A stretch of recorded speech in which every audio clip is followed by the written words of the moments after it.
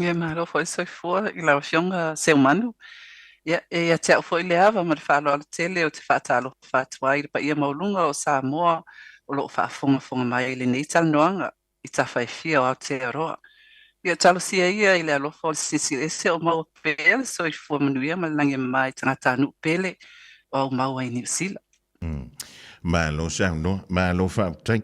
O lena o whai antu i le mantu vaenga, a masalo Vaimasenuu. O la wanga i atu fo i le leita o le manga o whaafiafianga o le tuto tasi. Ia e whaatai tele o le mai tau atu. Ia ele hei o le whaavanoa mai lewa lau taimi o na o stalo sanga e uina pupulu taimi na vantu le talo sanga. Ia e whaatai tele Vaimasenuu. Nā mai ia tau le manga o le tātou tuto tasi e pe o na sa awai o tia i le so.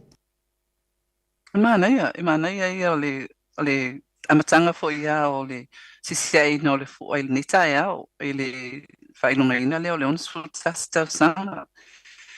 Ia ai pe ona na pisi al mātou vai tu ona o le tu ngā waa o le whai unga o le onus futas sanga le na te atu nei. Ia ai mori fo i whaftai le li ua maua mai le nei aso ma le manuia o nei. Ia wa whai fo i sau fo le matua la tō. Na maua i le lua whaantal noanga ma le fionga ia tui eri tau la pin. E ono sfulu tau sanga le tuto tasi o Samoa. Ia le fo i whapea o le asoifua nei o lau fionga i le tau sanga le nei. O le sa o ia le pea Vaimasenuu. Ia, o le whai, ia. Pe o le whai nei o au celebrate fo ia atu al tau sanga o celebrate ia ni tau sanga tele whapea. Ia pe la o au la le waluanga i le onu tas. Ia. Ia lelei a tono leo fa tasi a tausanga o lo soifua ia ma tausanga fo i tanu na tuto tasi ia lo tātu o tulu pele o Samoa. Vaimasenuu, e mawhai ona e sau no. O lau fionga o le unua i tamaita i lea la u whapea ia e pei o le toa ia na whanua ma le tamaita i fo ia Salamasinu. Nā le mafuanga nā la iona a e se tō whai lau fionga. E te fia fo ina nei mea o fautasi, e pei o whaanga tamai e le tai, e mā tele lava i le tū pāwari. Maftai seumanu e se fo ia le ala nā leina o mai tonu o le whangata mai tai. O le sausanga lua awhema le tasi i le masina o Auguso. Na whai ele fono o le mato au lotu i siusenga, le ekalesia katoliko e siusenga. E su e ai se anga waa e whafoina ia le sa o le senga vao tasi, the original senga vao. Ia awa whai nei, o le ai se sia o tamali i fo ia o le mato au lotu. E fia kapitenia le sa ona le lea tu langa o le sa taluna na whae e lunga le sami. Ia ua whai nei e whai loa ia tala tina fo ia le mato mafutanga. Aia ia sita ona o au e fia i no foa ono po i no foa ia o le pao vaalo. Ia mai o te tau sinio fo ia i international tournaments i mea nei o le Outrika Canoeing po no foa ono. Mai sa whai fo i lau kalapu o le Atafa Canoe Club i le nā fo i vai taimi. Ia peang wha oso alai tina. Wale ai nei tamali i poni tama o le mato e kalesia. E fia ofo fo ina le o lato e kapitania i le sale o le senga vau. Ia na whai ala i e tina le tonu ma i oe whaatasi uma e le mato au lotu. Ala o te tua i le mkuka. E o te sawali mai na i luma au a pati uma nei le mafutanga whapena vo i le fontanga le mato e kalesia ua tasi uma i a te au. Ia ale e whaate ia. Ia na whai mai ala ia leo o tina ma le tai fono fo ia. Vaimasenuu, o oe leo kapitenia ni leo kapitenia o au tasi uma i le kalesia. Ia o tu vale un koe o ke ia o whapele ai o ke le fia kapikengi whaukasi o ke le ilongi whautasi. O hau le ke. Ele ma whaino o hale ke le iloa ni mea whautasi le i o tina pon ta i lungo whautasi. Ia e whaero le tala tai fono. O i olona winga la o le ua whai mai le teine mai ale i batai i nā tele mawhia. Ia a o tina lava nei you know Vaimasenuu mole sito i le isi si avele sa. Ia o whai atulo ai. Ia. Tasi, lua, tolu, wha, lima. Piki uma ma le 15 o tina. O tou ke le aka wa. Ia lau tunga mua. E toa se 10 ia tina le mato e kalesia na iai lunga o le sa. Ia mwhaatasi ima tamali ima tau le lea foi ale e kalesia. Ai le ngata le e kalesia katoliko. Ai o wani nei whaatal sanga i whawhiangainga lava i ulolo ma si usenga. Pe mawhai ana o maila to au lotu e whaatoa ina mato wa. O le mānei ai o le tausanga i lau tuunga mua. Na iai lava ia whatawhaitaulanga e whia o si usenga ma uloloa. E whaatasi e matina al mato e kalesia. Ia o lau tuunga mua na muli le wa. Ai pei ana mua. Ona pei o le tala whasole pito lea i neifo ia i le whaangatama le tai. Ua kapiteni e se teine. Ai to iei matina i lunga o le au waa. Ia ai whapea fo ia o sui umo e kalesia i si usenga ma uloloa. Na awai uma i lunga o le mato sa. Ia o le amatanga na o lo langa whakapiteni. Malo vamtaia Vaimasenuu. Ia mawhapa ia ma ue e pātele tono le kalesia o aula a kapitenia ia le sa le senga vau o le mato e kalesia. Ia i pe o le mela na e whawhenga taina no o walu whai whaale e tatau ana o whai a whaale lei. Ona ua whapa ia o tono e kalesia le mato pātele po le mato whai au. Nele. Ile amata mainga fo ilele wa le tau mai tau atu fo ilele. O le te fio mai fo i tua i le antua le panta i le matamata. E jopi tanga i whautasi i tu unga mua o le tātou tuto tasi tausanga umawai. Ia o le mena na mita ilo tina o vaile no atia le talu tango. Ina ua na maua le tala o au leo kapteni nei le sal mato e kalesia. Ma ono o whaanoi mua iai. E mawhai ona o whaia. Ona e saua le e o te usai ai lo tina. Ona o tangata foi leo tangata anu. Ma lo whapea ai e whai mai nei e le ai. E le tauno o alu e whai ona o le taalonga tamali. Ia ai te o whai mai lo tina. Ia kalo whai si au tanga. Ana e loa o lotua a na i runga o le sana ma lo i le onusfulu i le tasi iwa ono lua. Ona o le sa lea mai i ale pata i le atuat li pata o le whaatalitala sa mata emo. Na ma lo i le 1962 po le tasi iwa ono lua i le tausanga mua lava o le whailonga ina o le tuto o tasi o le atunu. E pe o le mela na e whaamanatu mai pea e lo tina a o soifua. Ia le tāleni, ia whai whaalelei, o oe o se tangata e sau mai tangata o whautasi ma i matamatangi, lalo manu ale pata mea umana. E se le nau fo o lo tina i ni, ia malona uso. Lau malona uso o lau whale aina. Ia. Lele, lua fe ma le tasi lena e pale mai eipe na tālusanga i naila u fionga e te tū mai le foe o le sa o le kalesia kātoliko i nai senga e ele i manuia le tamu whenga mua. Na ieni kapteni tuai o whautasi po sa anisi o afio anga na e tālusanga i eifo lele soswani ia wai e se ale vaalo e se lo tū mai le foe o le whautasi le toi titi 5 ia pe 5 fo i ele auwa. Ele ai. Ona ile nātau sanga na le mana na o ai ia kapiteni o te kapiteni. Ia. Na o watu ile fono o kapiteni, o ainga kapiteni ile nātau sanga mo le te wila. Uma le fono la e whapea ia i tamali i fo ia ma kapiteni o whailau tusi o leo te watu e sui atu sesi ia kapiteni o le matou sa. Ai no whai ei le ai o le kapiteni o whilwhili e matou au lotu e whaina ia le senga vau. O le a se langona o le tūpale o tamapo le tūpale o ali. Ia wa o se teimi mua le. O le a se la to reaction ina ue e sauno atu whapea Vaimasenuu. Ele ai se tala.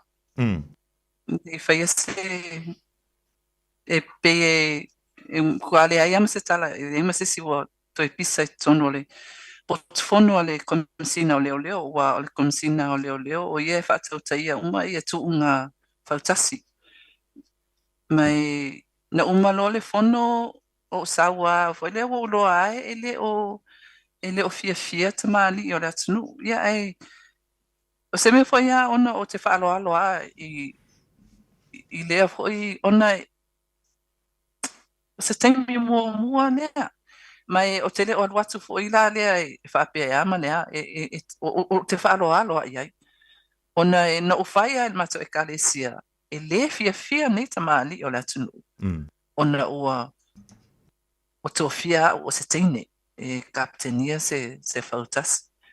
Ia e whai ale tala. Ia e lewa le ai se si. A le fo whapa ia ina oi e kalesia.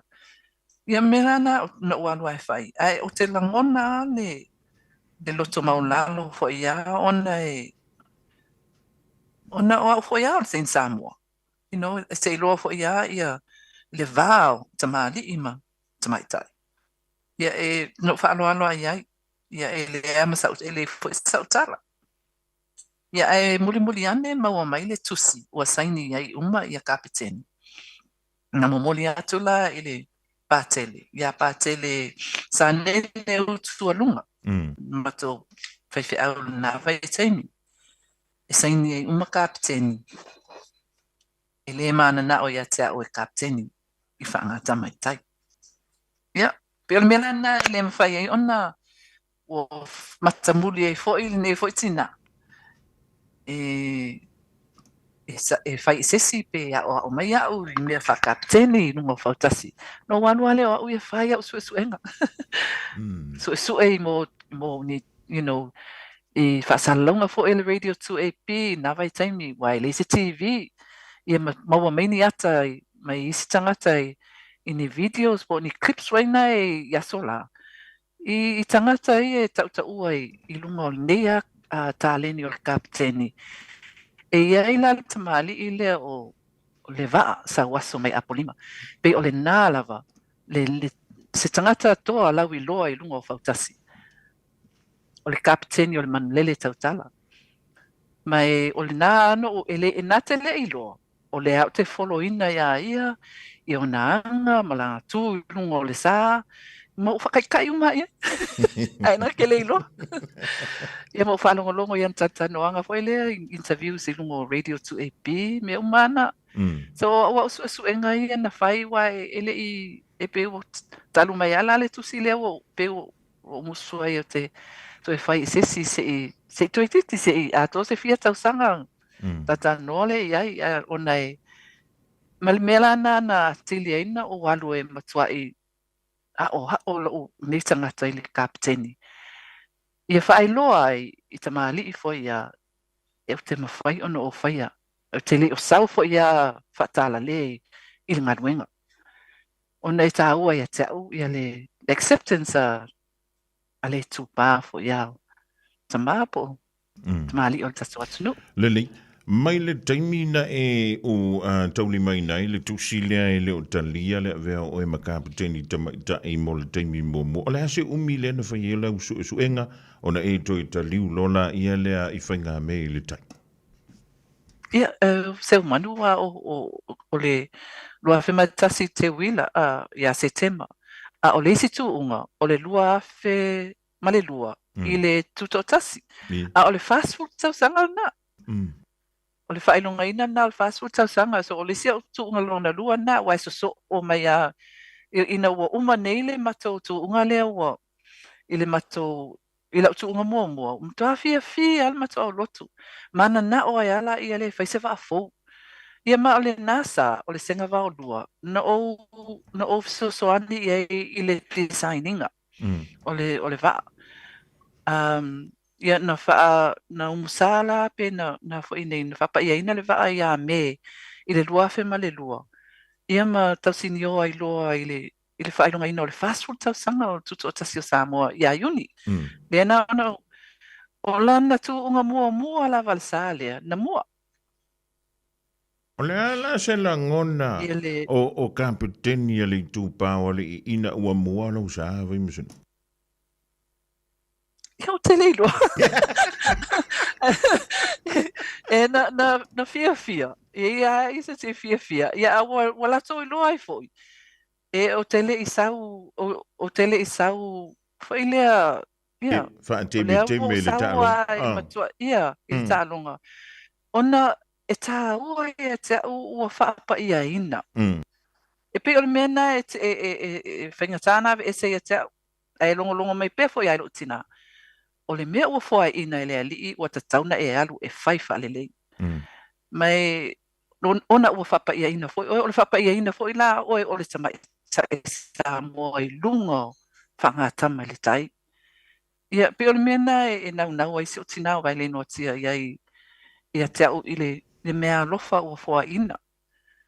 Ia a whai au susu e ngai matua i so o se mea e whai i ia research i lunga i mea tau waa whainga o whatau tau ina o waa so se su e ia maua ale to mai e whai ai ia ta'alonga o le whainga o foe o le designinga o waa o le designinga o foe la au mea umana ua o foe mai ai se o sui e foe whainga o designinga o foe la au o no design o whaia o whawhainga o fie ina whai ia foe la au le la walu e malto o tele o sa ele o le atunu ia e whapena foe la ele whainga o ia Lua a whelua tasi e pale mai le tofi ua whiringano mali e le tau i kāle sia e le imanu ia le tau mwhainga le sa o le singa vao mua. Lua a whema le lua ai sau ai mua.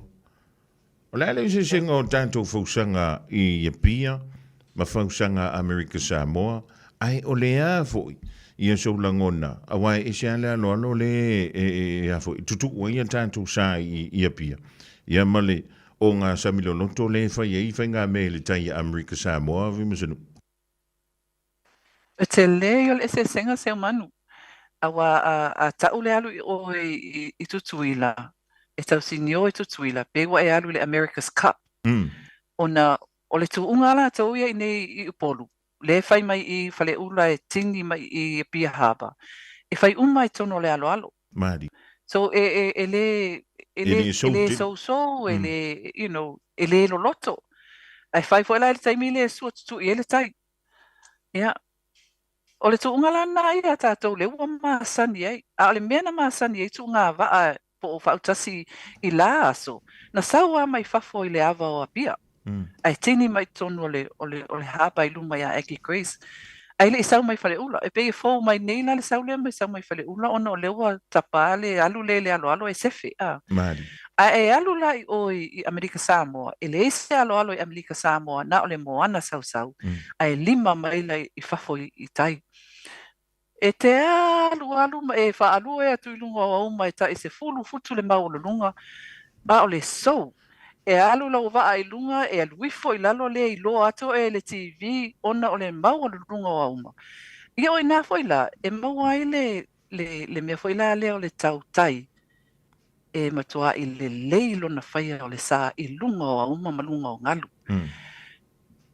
O tele a ia sai i o tutuila o ngoto i whafua o anga i whafua o e a mata me tu unga pe o le saule o tu unga. Wa whane ia o tau sinio nei tau no o tutuila e le ingoto alo sa. Pe o le mea lea wa ona o le nautang ta inga ia te au. O lea ua tuu mai e mātua ia te au. Le kapiteni ia ola o lato whanau. Mai o au foi la ma le whatau te ina o le sai lunga o uma po lunga o ngalu pe aso. E mua lava o tilo i mata o le whanau le mau te o. Pe ala mea lai nei le ngoto i lau sai foi o. O le nau ale. A o le mata utia o le nei kos. Ese le mānaia. I le mea leo le sau mai fafo i le lima maila. Wha a se e mai lunga o ngalu. A le wha a se e ngā lo waa. E sulu lo tau mua i tono o peau mangoto atu ai lalo. O lea le e se ngau foi ia papalangi. Ia ma tātou foi lau papai e pe o na i sao no le na e sosani i tau sui lo na fausanga Vaimasenuu. Ia ole foi ala to ia o tau sinionga po o tuunga fautasi tutuila. E le o toi whaonga i nei foi la au. Ua whaonga la vai tutuila la to ia foi spuni po e modern school po o si e whaonga i rowboats wa ia i Amerika i le whaonga foi New Zealand. A o foi la au ala to i le Samoa ia ona i le whasaaina se foi spuni po ni foi plastic na o le foi Samoa e tau ona lau papa le fausinga o le foi a. So a mato wola i tutuila. E mo te o ma ave mato foi spuni na whaatau mai New Zealand o latu i le oda ma whai mai i Cambridge i New Zealand. I le mato foi le mato o i tutuila i le lua whema leono. So te ilunga ala vai mo te o i tutuila pe o mai tutuila i nei whatoa whao ngale o mato foi spuni. A o tuunga fautasi malava i nei ai polu lato. Ia na e whao ngā mato foi la au. Po foi Samoa. Te lele se senga i le foi spuni. E le foi spuni. But foi nei e whaingofiana ona lode le tamalo. Po le teine alo. A o foi Samoa e se fulu tasi futu le umi ai mamafa. Ona foi e whaonga ia la au Samoa e mamafa. So o te lena le se senga o foi Samoa ma le foi spuni mamafa tele le foi Samoa po le foi lau papa le wai e le mawhai ona whai i lau papa mai fafo ona e vavengau. A o lau papa o la au Samoa o le filele me whapena e whai e foi Samoa. Wha tu unga i Amerika Samoa, wha lua na i Champini, wha lua na i Tulu. Ala men kopu isi sa Amerika Samoa, Vaimasenuu o le afu se mea ngā leinga sa o mai luma lau sa e wha le tonu isi sa ia mai Amerika Samoa, a o lai alo i fo ispuni e pe o na masani a ilanto. Ia ua na alo fo elma tau sa i fo ispuni. E pea o le mena na laino o nau ia maua fo ispuni al matou sa. E mo i al matou vaa o le vaa lau papa. E fau i lau papa. Marine plywood. Ia ma lau papa. Ai lai e yeise advantage fo inale. Po o se level playing field. O lai mo te alo i fo ispuni. E pe o mela na o le ia o le tomai lava ma le fitness o lau au vaa. A matou a whape mo me se matou invitation po se wala aulia mai tutuila. E matua i tā pena le leile fitness o le auwa. E whaawao e a o fwoi la le whainga o mea te tauna whai pe a o i whafoi le ilmoana sau. Ia o te alfoi la ave i whafoi ilmoana i a pia. E tau whataita i ai, ai le maua lava i le maua no lunga o uma i Amerika Samoa. E whaatusala le i nei polu. But ole, I suppose e whai lau homework. E matua i whai lau homework pe awalu i Amerika Samoa. I le mea ta tau ona sau ai le afo i nei le whafo ina o le sa i lunga o ngalu. Ia e tilo fo i pole ale tau le nā taimi. Ia mea umana pe lo wale tai me whapian ma unufo sau niuni ale o lo mawhau iai. I le whainga o le, a le mea ne o le whainga o le sā, po le whaafo le sā i nunga le sami. Toi o fia e whai. E pe se mea whaina le o sa o happy place. O lo fia e wha se ia le faltasi i nunga o nganu. I suppose se mea, pele i lopo whee sa waile a tāleni. I suppose o le teine o le. Ale patal matamatangi e lana whanau mai a ole iai ale ue pe ua wha, you know. Yeah. Ele ai masa o fefe. O te le fefe fo i pea walu i whafo. Pau ale mea o te pole ai o lau whanau po le au waa e lunga o le sami. Ia pe o le mea fo ina e matua i whai e lau preparation po o le sauni uninga fo o lau nei tangata. O le wa ai mua mua lau au waa. O le saunga le mua lau au waa. Ia sau mauli mai uta. Ia le fautasi. Ia ele ngatai na o le tapo inga pa ia le atanu. Ele ngatai o tutuila ia o nei foi. Ia wa a masi i lo se au wa mai nei i tato atanu. Ia wa o le suile na o le malotu to tasi o Samoa. Mali. E tu unga lai Amerika Samoa fo ile le fa tu sa ilo tantu tunu i Samoa. o fea o tu unga ye lue fia tele ia la ufionga Vaimasenuu. O eu te fia eso se tu unga.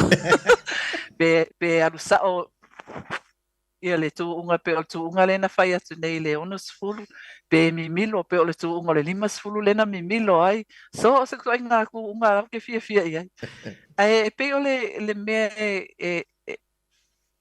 ese le manei o le o i Amerika Samoa ona o ina pe e testa i uma ina il fafo le moana sau ia le to mai al kapteni malona ava Mari. ona a tauale tu nga fautasila to yesa mai fafo le moana i le mafai ona e fatu saina i le tu nga va ai fai tu tonu le alo te lel ese senga a pe ona e pe a e o lo wa e tausini o i se tu nga va ai tu tuila e pe wa e tausini o i me o tu nga va ia o tau tia wa e sau mai fafo ia o le tele o tatou sa fo ia na tausini o ai fo i o i tutuila e le whaamanuia ina ona o le mea la lea o lo whainga o le ape fo e spuni ia ma le saunga o le wha seenga mai o le wha ailunga o ngalu a le leila wha seenga o le wha ailunga o ngalu ia e sulu lo tau mua i tono o ngalu maulunga ana fo imatua ia ko ia ofia ngalu ia le sa ato pe fo la le na mawai ia tele o sa e lua sa na ngoto ile fu ale na umatu nei tau sanga no ar foi uma tamatai o i tutuila Mari. yeah Lele, it's a beautiful challenge o lea la fa ta ama vai atu ia le tantu tunga fa tasi le pe ona awai fo ia la wifionga ia mai o antu no le sifsili leo lo te no fo neima lan ma fu anga wala ina e mana e tilita ia le yo tau sanga lita ia mai e tanti ia unga wenga pe ona masini ia yeso a le lita ia mai le lunga o le sa lan ma fu anga Vaimasenuu na fai sa tala o te rita o le ali ia nga o i tiranga fisidia ko la o fionga va me o lo kausanga muni ai e mana ia la o le o fisidi sa o tula o le tausanga muli ne o la o fionga Vaimasenuu o lo tausanga muli e sa o le o lo tausanga muli le nei i le sa o le Don Bosco ia a o lo te tau fa longa ko pe ia e se tot foi le tau fa o le sa no e le tot ia le o la utala ina fai o la utala sanga muli le nei ma la utala foi nana fai ile aonga ona na foi nei no fai e tau ona o fa so ina le talini a o le lava matotoe le foi ma le malosi mai o le mena na fai la utala ia le aonga e wata tau ona a oina se tasi se fai aonga po se si o le nalo ile nei a tulanga kapteni ona e leo se me fa ata iai e tau ona o fa le ai sesi mai pe o le mena na fai la tala ma o malilie fo ia ile aonga wata tau na o malilie fo ia ila mana onga ona ia o le ale winga ia la ina fai ia le o sesi ia pe o le mena le la wan nei fai e a o ia ai le tuinai a fa pete o lo kapteni se sa o mato ho i tu mai fa le lili po o ia le pata o le alme po se sa na o tine ia le ale ia le la wa manino le manto le vai Vaimasenuu ai ave mo lava ia le fa mo ile a onga pele Don Bosco ia o ina fa le sesi kapten lele i sau sila fa man tau se fa anga tamale tau ona tu lei fo ile le tu pa i tu pa le o tidama tai a wale anga i antu le lumana i wai o ele na saina mai le nga su o le tai au a po fi tama fingata E feo lolo pen to lua o lua masisi. I le fianga iei lea ma le i tūpā wali. Ia, po o le i tūpā lea, ia, ua lewa na foina sa i le fia ma fia o tausanga wa tōna iatu. A lea so whira ngano i lea tūlang. E te una ia le tūpā o tina am tami tai. Na ia tau wa veina fo i lea tofinga. E le stama i tofinga lea tofinga Vaimasenuu. Ia. O lea lava seu manu. Ia wa ia o se tā leni e te tauna whaasoa i le ngatai tamali I fo la tunu ia ai maise ia tinam tamaitai o Samoa. Ona ia o le ale me la o le fia o ina I le mātou tūpā. Oka. E wai e afo ine I lo ua langona. O lea o iai nei le nei ta alonga. O sau o matua I whai ai le mea ngata e lo uma whai. Ai pe o le mea fo ina o lo fo ia e ia toa fo ia tamaitai o le atunuu. O no mana na o e au ai I whaangata mai le tai. Po whainga me le tai. Ona e le whai ana ave sea le mele o le afo I o le nau. E iai se sao I to tonu o ne fo I ta alonga o le atunuu. Ai mesea. Ese le mataina o le ta alonga. Ia ai o la utala e le tele o tamaitai e mana na o ne wa toa tele le mana na o e o whaalonga o ne o le la o ina ia me ne o kapteni I lunga o fautasi. Pa o la utala e sau o e sa tangata I le fefe. Ma e sau e te iloa ia winga o le sami. Mea umalava o, e alu e te ao I mea lava o le sami le moana. Awai o le neita aleni e le o sa aleni whaingo fie ona e iau lima I le o langa I a maola o lau au waa. Pe o le mea mua lava na e te waai I ai. Ai te leo waai ni vivi inga mani mea whaapena e mua lava le saonga le mu a lau au waa. O le matawhai oi mua lava na le kapteni. I lunga o se sa, po se fautasi, po se toinga waa lava. O lau matawhai oi, o lau au waa, pe a wha pe oi o kapteni. Lele, o lena I saunoa, e le o le teime muli nei o le a mai mom, sila fo I le tātu utunu, I lau fionga fo I le a tonu e se le sa le o le a foi ina mai. Ya e mana ia foi le a e to te le au fancy nei au kilani ia Vaimasenuu. Ia feo lolo foi le wali ia mai mo mai au sitalia ma le tele o tunu o le lalang. Ia ona o le tale ni fo e pe ona tofia ia lau fionga. E le tuunga muli le foto ama vai antoni o le ono sfulu tausanga. Ta ilo iei au lau te tau mai tau e iei tuunga yaso lau te le lope na mai mo iei lau fionga. Le taimi lea au e antu ia fautasi e lua lea alemano tonga. Le tui vava uma le tui hapai. Le vai tau fole na o lai tutu ua I malekio na sina lea fio angoa pia. Ia antonu e leini me pu e antai na vai tau ai o lanta whanongolongo fo I lele. Ia pat ma vasili enga. E pi o ina len tau mo mai le anta fo I lele le finanga. Ai ina ua a manta le tautu unga leana mo mulmuli fu anta. Ia o lena le langona le pa o le whana malea. Ai o le mele na tupu. A umana sa uluma le telefoni. Alui fo iluma I alo sa. Alui fo iluma le tolo. O se koko unga whai ma pa uli ma. Male ia kaua e whai whapel whenga o ka koko unga le ongo se fulu a Vaimasenuu.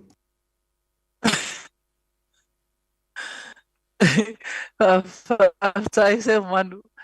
E se le mata ina o le tu unga.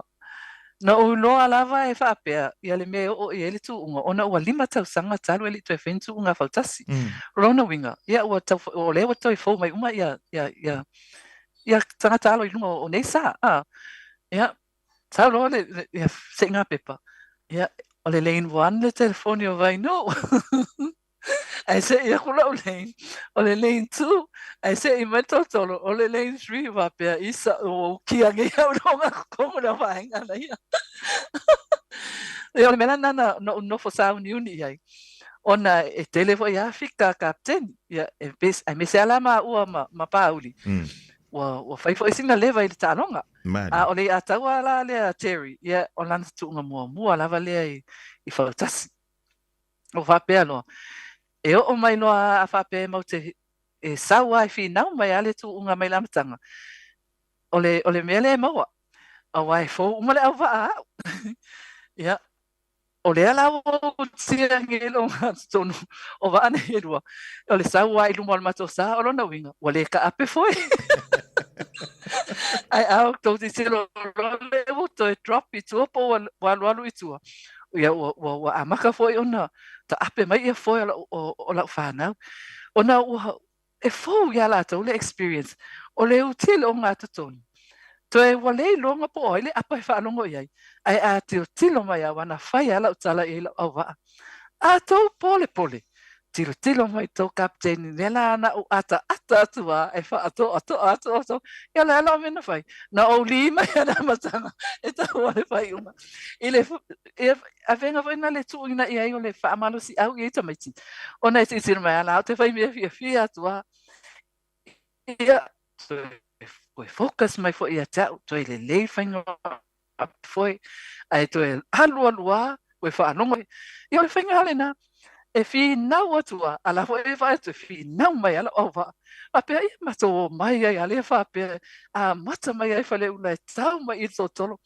ia lima se la lo mita ai o mai i tolo mo o lolo o a fai nei ale move il telefone e move tolo move lo ma paudi move vai no paudi ve quando vi foi no va paudi na luma le va paudi o fai lo e ta ne i uta le sale o paudi e sa o ta lo i uta e awai ne i mato sao le atuina i nai i mai e lumo i nai mulino ya o aula le o nga tonu nei a o luma lo amo o alu ai e le tolo lea e lungo e apili il telefoni lungo ma mani a fa pe e tele fai ale mea e no tango lo ta la iti ana ita ile mato sa ia sao mai ai ele il telefoni ia le ana mato e fea mai foi ma telefoni ia ma fa fi fianga la na ma telefoni le na fai mai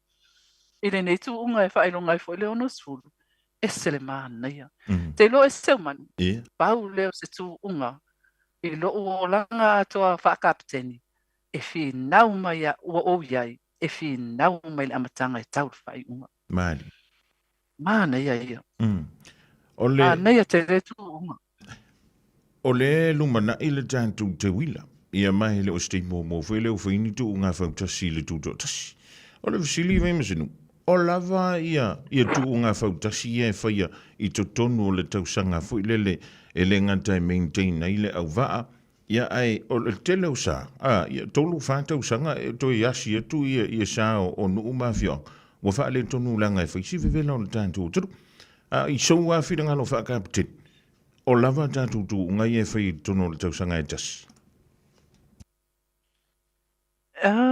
ila o te lo e lava pe fa pe fai ia i tausanga e fa wa ia le lua le e mani foi pe tu e me se tasi e tonu e fa tolu ai e foi nei ona ole e ana na fai lau tala ona e fainga ta le tausinga o va ma lilo to tele o masani ai i tapenanga e oka ia fili mele au va se lau tangata ia o tangata o afapela e mo etasi ia pe maua se valu se fulu e mo etasi ia le mo etasi la na po le apitanga la na fili mai ele au va fili o le ao e taua mo se ala afio anga po ia matou ia o le matou aonga fengta le tausinga o le au va ona i tataua ona lelei mea ai e whanga ai aso uma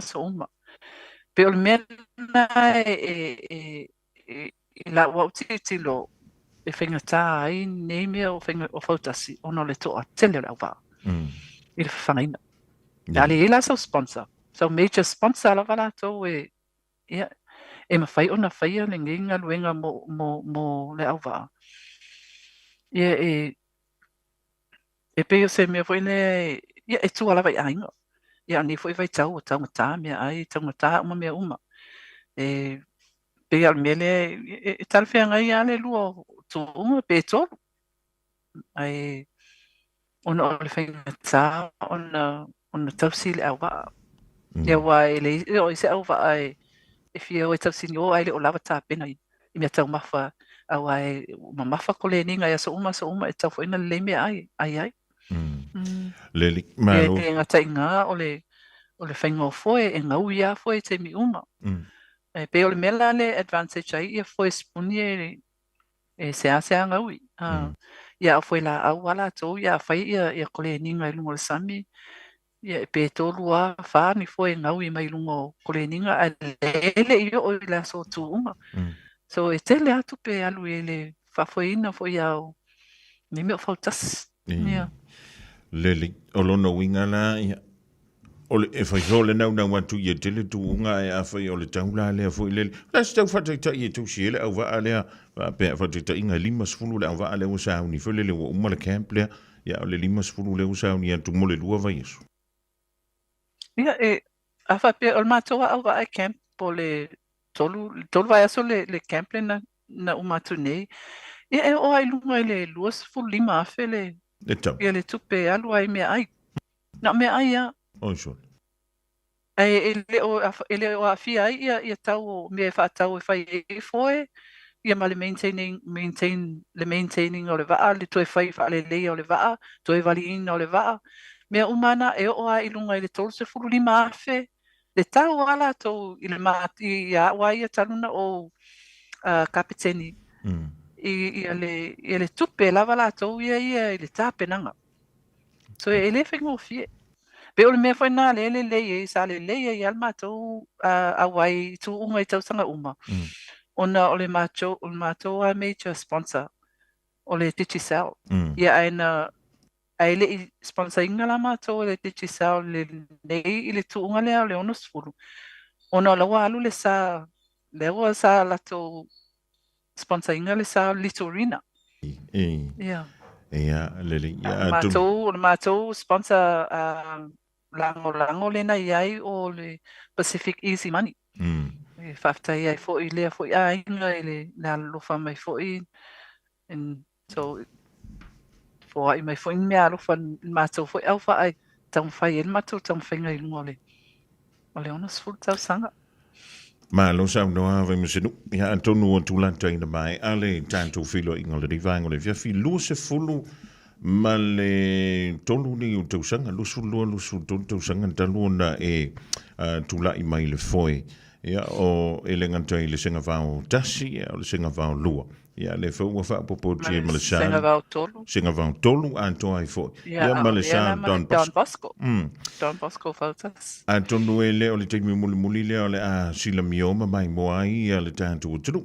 Aia o no foi lele mo fa longo atu mo mai ta wantu I lo nau ta I foi lele ia e mua maua ia le to mai manga va e foi e le sa lua o le mebi to silina ta ua I lunga o le sami le teimi le alo I le va ai o le me muli le ko fa longo ko foi lele nei I le ta tele longa le divanga le fif a ka ule lus fulli ma fe ai ko lu vai so Vaimasenuu so le o ka ika fu ngafia alo ai ka ika fu ngafia lu lunga le sa so le va vian ko e melt lo ka fa ko le ka ole ole afo ole se le ni le fa alu ai nei I a fa ila le tan sila fo le anga I le tu unga le ole te wila pe a fa e o se tu unga le te wila a fa ye lima va ale na tau sinio ka I lufu lima afe ianga ole ka usamila so lono winga tilo foi lele e lanta le kwata ioi lanta le kwata miliona e pe a pi ki usi sila ngumi la le kawa ai le se mea tau ngofie Vaimasenuu ua e whingata ona o le tōtele o le awa e le whingofie ia ai o fai le sa o se sa ina umi foi le e tau ana na fai fale lei uma le va ai le o le aso tu unga ia wa le pe e alu ai whainga o kore nginga ai si I umalo I lunga va ia o ngā e to tupe ele toi whainga mo repairs, wha au le sa, ai le o le aso e whai ele, ia le wha moe. O le tangata i o nei fo i tālonga. Pe o le mena ele o ma whau i tangata. Ia. E leo se me whainga o fie. E le se me whainga o fie le a fo i le tālonga. Ma ne fo nā le e whai a i le mālo ia prices mea uma. Ona le mawhai e se company, le se company, fo le motoa i te le tupe. E whai a umani prices ma mea mwhapena, e pe au le mālo ale, whai a nei ia, o la tō fo e wha tautaina ia le tū ngā wā. Pena whai a i te tuila manua. Ona ia o le taalonga le atu nuu. E mita uma iai tangata uma o lala whanga uma e aiu ne la tō sā. E pe o le mea whai nā le e ale lango le mālo. Mai whaftai ai fōi ua toi a mataina, ua toi langa mai ia tu ngā whautasi ua whaisina umi. Ia ai, pe o le mea nai no fōta i ai e tō tele e le whaingo whiere whainga. Pe a whapea e whaise sā o se nuu e tawa ona i loa ia tāpenanga. Pe a whapea te mana o i ai pea le ngoa lo sā o le tō atunu po le alalwhanga. I lunga lava o le whanga tamatai ia umina i ai. Ia o le mea nai te tilo mau i ai. E mawhai o na whatautaia. Ia. Ia mana o ia le nuu po se alalwhanga e whai. Ia. Whio mawhai wai pe a mana na o uma i ai. O le ale tu ai ngā maua lunga. Le foto tele lango mai fafo. O le ale tu ai ngā maua lunga o le whailonga, ngā whako a pālengi la ia lea o le expense fo i le alu e le ngā tausinga. Ia le tu ai whaile o le sā, ngā umai le foe, ai tu ai maua atu le si foe. E mana ia whailonga i ai nei, o 5 suru a whea i runga. Longa winga a koe ofo mai se lua se furu a whea Vaimasenuu e ke fia o so lunga le sā pele. Ia, e ala ana whai o le whai a ona o le fia e tālonga. Ia na su e ala ia lea o le sponsor. Mau a le sponsor. Ia ua o le mea whana na ala ia ana le leile mato tau sinio ona na tu mau ai pea i le fia tau sanga talu le lua whema le 5 ina ua avifo le sā i le Don Bosco. Ia o ina lava na sponsor mai mato e le primo lena na sui le Digicel. Ia. Ia na o la mala polo misia ia i le Digicel. E le pa ui fo i lalo i le numera tolu. Ia le tūlanga o le sā. O la polo misi nana whai ai. Ia mau ai le sponsor. So tau sanga uma e una i lava e le ku koruanga i lalo kako sā. Ona o le sponsor. Awa ale ai le sponsor. E le mwhai na whai. Ia mai nena matutupe mai a Digicel pe ta i tō suruafe i tū unga. E whai ai ia le tāpenanga. Ono la fo e fia lato. Ia, sau ale. Digicel, sakawao, Digicel, ia e mua mai ai lumalisa. Talu ai. Ona o laua whai la polo misi o le kapteni. I le company of Digicel. E ta fo lana ona e au i le polo misi. I le foi company na sponsor ina mātou. Awa la foi ka keiloa. A le iai le sponsor. Nunga winga o so e ngā kupe ia so uma me fai. Real mel na. So e sponsor. Honor the contract. O le se tau whata i tai o se whautasi pe a whai o le fia whausia fo i le whaufo wa i le toi ngā whausanga lea le pe wa i se whausanga i e mai tau atu o le whausanga o va atu ai. Ia le tusa matau muli o sa fo i e pe o le iei a le singa vau tolu ma le singa vaulu. Ia. Ia o le singa vau tolu na whai le salau afe. Tāla i le lua afe sifuru lua. Mo le 5 sifuru. A o le singa vau lua e valsifuru afe tāla i le fasifuru tau sanga. O tuto o tasios i lua afe ma le lua. Ia pe o tauna o sa ia ne o le singa vau. A o isi sa pe o le tauale po le 5 sifuru afe i le salau afe. O lono winga la. Ia sa. O lono winga I le taungofi e su e mua la le tupe whau le sa. Lona lua su e le sponsor e tausi le au waa. Lona tolu. E tawana mua tu lua pe tu tong. O le sa o le hawi masinu. Ia pe afa pe se sponsor se major sponsor le au waa. Ia e tau te mana na o la e tu maua I pe le major sponsor le ia o tu. O le mea la le au waa ma le kapteni e whai. O le whaalau I loa le sponsor I tu ngā waa. Ia tau mai. Ia o le radio Samoa senga ula lau al watu. Radio Samoa senga ula lau numero tas. E tau mai al amatanga e tau al whai unga o la e call mai aling o le sponsor Radio Samoa senga ula. You know, pe o le mea na e tilo ai au le mea na la info o na o matua I o alo e whai ko le ninga. Ma le a onga. Ia ma le matu komiti. Ona o le sponsor. Ale ai le sponsor e wha whea ona whai. Lele, malo fa tai ya antonu o le watantu o mai le si u yo le tantu filo inga le rivanga le fiafi au te lo le wa manino le telo le mau fa sili ya wai e peona I sa no foi le stemi o sola ma ne ye te le lua fa fianga male fionga ya le antawa le o le telefoni o le fai no le na tawa lunga tuai ya le sa ilinga le tu lua tu tolo ai a tau no se a fo se tu nga fo tasi o le te wila le ni tau sang talo sia e tau no ia o fea le la a nga I la o fionga wale la e alu ni ia o ia nisi o captain u ai tu pa o li I po le tu pa o te mita o kau wanga ka mai ia pe kia nga I o le mtamtangi pe kia nga I le antu fale a lili vai msunu Well, o le taimi nei, o le te anu moe, o le kapteni o le Don Bosco.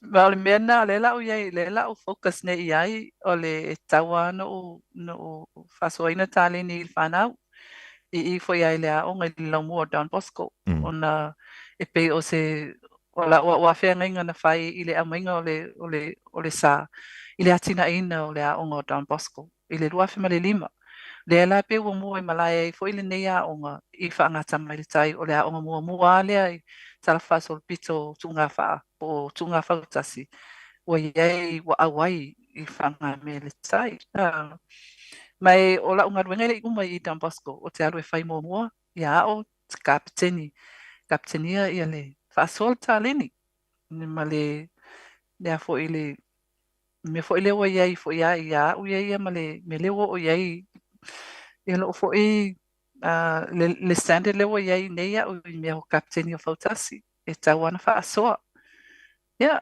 o lumana ia o nei lo fo iai tala I pulani me o iai whamoe moe lava I le malosi e mo mai le ali e mwhai ona whai umai e mea le ling ya atonu e vei o le ia no e mule tu le nga fa tu tele e vai museu e ui lava o le aso malo lo ni tonu le tanto o tu o nai malo lo umai le tu tele ya mo foi le aso e ma futa tu ai a inga e le ngate leo se vali fa lo alo e le tai ona le lai fa la putonga ya wa onga sa o ngai mtanga luenga le malo pe sinisi ya ma vainga uma sa fa pele na fa tu tangi le aso na le lai le ngate foi leo le fia ndafi ya mule tu lenga fa tele mai pulenga male o fenga luenga le radio Samoa pe ona yele fa tala ulan tu mo se tanto wa no ya tonu ele o temi muli ne yo la tanto fisila fa yai tonu a mawalo po nga fe po sa sifo tonga po mantu lela nga ye lu sa ya tonu la antoe so te yantula o nanga fa to va al radio Samoa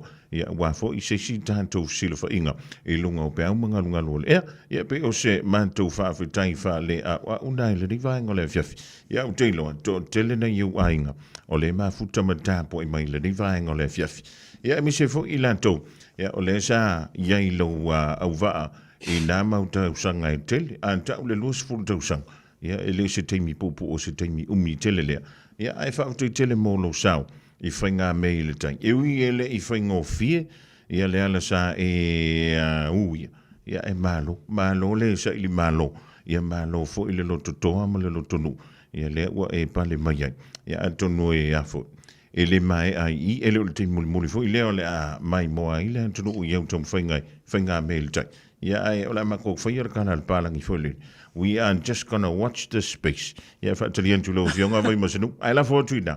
Taulunga mai le tantu whilo ingal nei fiafi. Whaftai lava. Seu manu, mo le ava noa foi ai. Ni foi tata noa mo lau fionga. Me e muli atu ai le whaftai le au nanga foi le Radio Samoa. Ona o se nei foi tanoanga e pe o se tanoanga mo le ofisiri mai ai se pe fiele umi o tausanga o kapiteni lungo nei o sa po fautasi o le atunu. Ia e moli atu le whaftai. Ia o se awa noa foi le nei mo moli ai se whaftai o lo nei foi tangata whatau waa. I le tapua inga pa ia. O pa ia po apunga tā Samoa. Ona e amata mai ai mata saua ma le mea o so ai le la. Se ia pa ia feeling po tu una se mai manu o Samoa. E whaftai ai le tapua inga pa ia. I lo nei foi tangata i le tausanga e fia. E moli foi le whaftai ia inga uma o tama ma teine foi ia le. O Don Bosco o lalai atunu mau ia whapena ia te ro. O tau le se leo tanu mai le tunga fautasi. E momoli ele whaftai ono tō tapua inga ma messages mea umai e na maua mai aile i o ile aso tuunga. O tō tapua inga na mawhai e na whailinga luhinga. E avea foi le nei tū la se umanu e moli atu ai lau whaftai. I matua inga. Lo sala lau solo i Aotearoa. Me sele le fio matua tau ili. Le fio leo soali o tamapaa. Halo tu samta fa pela o lumo fonti. E sele fanga e tia i la vale le loto nei ona o tō tapua inga tō tatalo. Ia e fa pe Samoa ato. Fa tai la se man mo le hava noa. O le nau o fintana. Ia, ele a whaina. Ia, ole langona whanga e tia e pe ona langona ina e lau whionga Vaimasenuu. Ia, ele ise me te tau wha marulu mai. Ia, ua masani e le antunu. Nei, ai ole loto fua te i fo mamanantu ma se whina ngalo a whaali e lau whionga le ni vanga le whionga. Olo sila fonga o le li. O lau lava whantuna lulu. Ia, lewa e toi sile lavo i iai. Ia, e taumina ia mātou whapea. Tu ia fua i pe e le tuma. Ia le malosi, ia le nganta i le tū wha le tino. Ia whapea fo ia le tū wha le ngang. Ia wālawa ia lau tautua. E pe ona whaia mole lau mua e Don Bosco. E pe ona iai nai le awhio anga o la fua.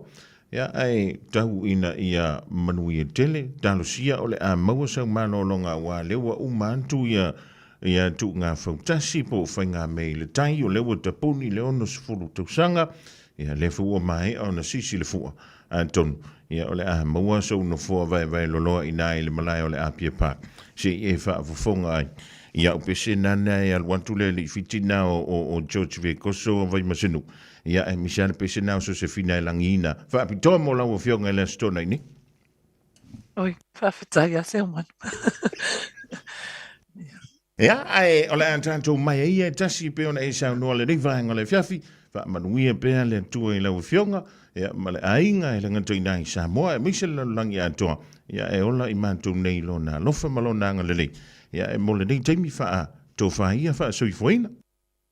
Ia, tai lava, soifoa, nei manuia. Ia,